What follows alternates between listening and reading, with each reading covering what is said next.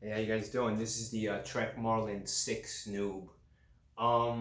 So this video is going to be about, mountain biking accessories, and I'm going to focus more on safety.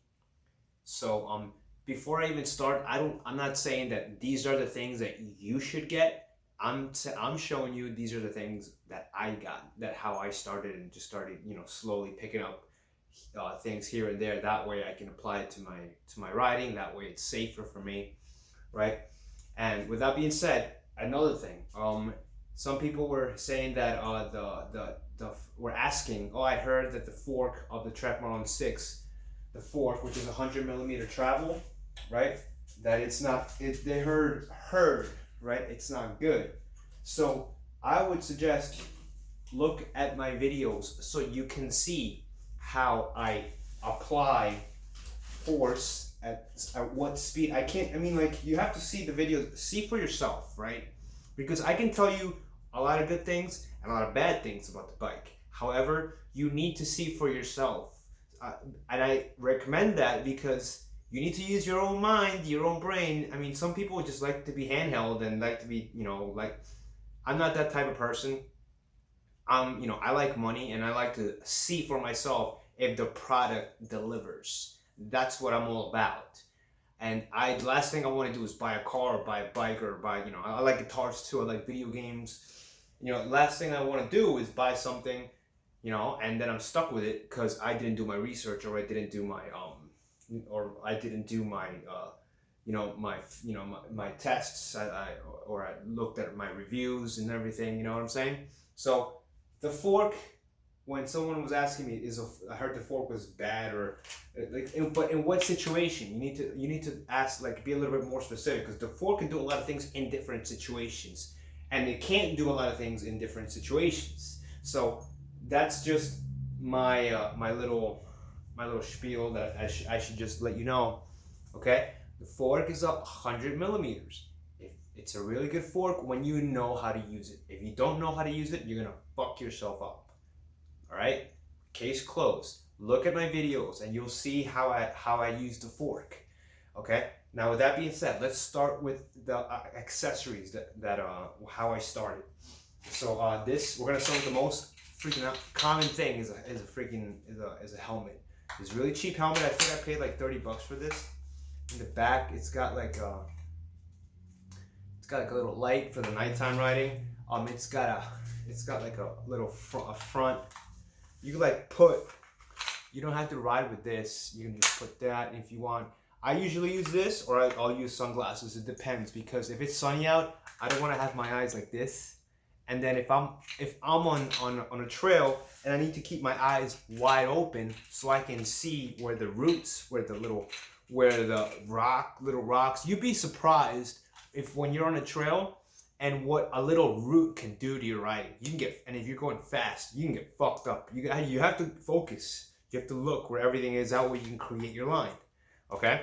So I like to use these, or just regular sunglasses, whatever that may be.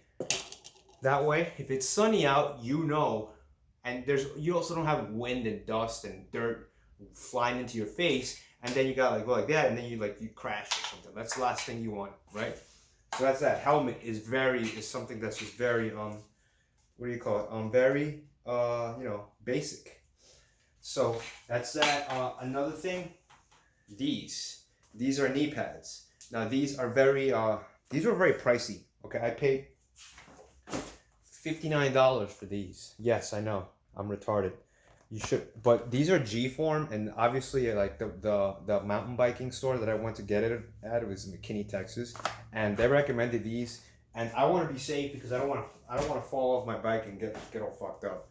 And the really good thing about these, they're rider friendly, meaning that they're not going to limit your riding, they're not going to limit your knee when you're like, if you ever have like knee pads that you strap onto your knee, and like they leave marks, or it's just annoying to get to pedal, right? These don't affect my pedaling at all. In fact, they actually help it. It's because it's really tight on your knee, and if you were to fall, you have to put this on your kneecap. Okay, this part will go on your kneecap, and you're pretty much good from there. Have I fallen on these? No, no. I've fallen on my side, and I've fallen almost on like my hands, but never on these. If I were to fall on these would probably save my fucking knee. I'll tell you that, because if you could like look. That's just in my opinion. It's got a really thick padding there. I suggest you check these out. These are called G-form, and they say that I think when they receive molecules in the foam slightly repel each other, making the material soft and flexible. Upon impact, the molecules instantly bind together to absorb and redistribute energy. After the impact, the molecules return to their original flexible state. So that's just what I got, because I don't want to fuck myself up. The last thing I need to do that is to, mess up my freaking knees and can't go to work. Now another thing is I got like one of these masks. I've had these before also, because I'm a runner. I like to run. So this I used to use in the winter when I used to live in New York City. But I use this basically when I'm riding also, because I can breathe. Obviously in this I can breathe fine, and I'm not swallowing bugs or dirt's not flying in my mouth, or or just leaves and all that crap. None of that stuff is going in my mouth. I'm breathing fine with this. So this is good. And another thing was also really good, really important, gloves. What I've noticed, there's a big difference. Okay, these are Bontrager, or Profila gloves, but no, Bontrager gloves, because there's a B here. I'm sorry, I got these like 3 weeks ago at my local bike store. So the thing with these is that if you fall on these, right, there's like a padding right there. See? So if you were to fall, it's got your hand, and it's really important. For me, it doesn't matter. I mean, like, they're kind of hot. Like, for me, I don't care though if it's hot weather. I don't care. I'll still put them on, because if I fall, I want to have my hands covered. I don't want to have I don't want to fuck up my fingers, fuck up my hand. So this is really cool about it. I think I paid like $25 for these. There's also the breathable ones that were like $10 more, but I'm like, I don't care about that stuff. I want my hands to be protected. And when you're also riding with these gloves, right? There's something really interesting about them being really it's almost like they're glued to the grips here. They're so glued, and like I can use my brakes better and stuff like it. And like I felt the difference when I would take them off and ride. Holy shit, it's a big difference with my little hand. It's a big difference. So that's why I like gloves, and I bought these. It's really important to have gloves in case you fall. And it also helps you, just maintain that grip on your handlebar. That's that. Now these are this is really. I'm not saying this is incredibly important, but this is probably a good idea also. You want a floor pump, you know what I'm saying? So before you go out to your to ride, you can pump your bicycle tires, and got the PSI, and you see what kind of if you're gonna go on flat trails, downhills, or flat pavement, you know what I'm saying? Those require different parts, PSIs per parts square inch or something like that for the tires. So I think that's also an important thing to do. I mean, I'm not saying get it. That's just for me. I got it because I want to be, I want to be safe. This is also optional, I think. This is a Yaris. This is a car. A car rack. You put your bike in there, bike mount for your back of your car. I don't know if that's up to you. I mean, like, I got it because I didn't want to ride the bike back home from the bike shop. I just want to drive it in my car and then ride around here, and then take it to the local trails. So that's that. Another thing, which is also, in my humble opinion, this is very important for me at least. When you're riding at night, right? A flashlight. Okay, this is an 800 lumen flashlight. So it's great. I love it. I mean, I put it right here on my bike on the handlebar, and so far it looks great. And also I got this will go like right under my seat. So this is good, just so people can see you. You know what I'm saying? Now the 800 lumen light is really it's bright. I'll tell you, man, it's bright, especially if it's like in the middle of the dark. If you're in really dark places, it's bright as fuck.